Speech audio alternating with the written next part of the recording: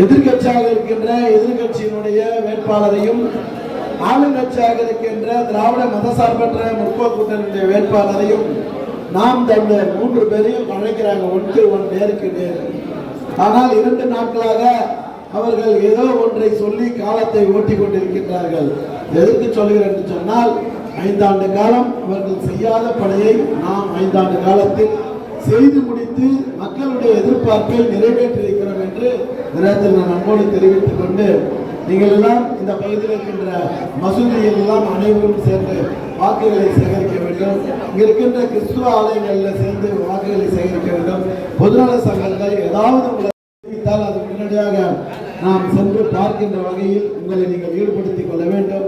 உதயசூரியனுக்கு நீங்கள் எல்லாம் வாக்குகளை சேகரிப்பதில் நான் இரவு பகல் பாராமல் இன்னும் 15 நாட்கள் உழைத்தாக வேண்டும். அப்பொழுதுதான் கழக தலைவர் மீண்டும் 2வது முறையாக திராவிட முன்னேற்ற கழகத்தினுடைய ஆட்சி அமரும்.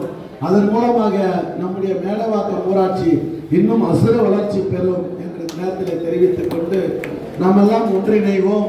உதயசூரியனை கோட்டைக்கு தமிழ்நாட்டினுடைய முதலமைச்சருடைய பாதங்களில் சமர்ப்பிப்போம் என்று கேட்டு இங்கு வருகை தந்திருக்கின்ற அனைவருக்கும் மீண்டும் ஒரு முறை நன்றி கூறி நீங்கள் எல்லாம் உதயசூரியனுக்கு வாக்குகளை சேகரிக்க வேண்டும் என்று அன்போடு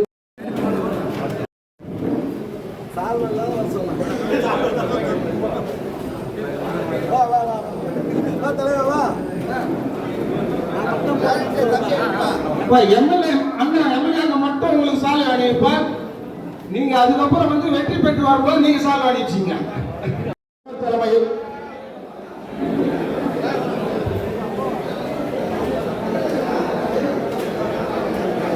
அனைவருக்கும் அன்பான வேண்டுகோள்.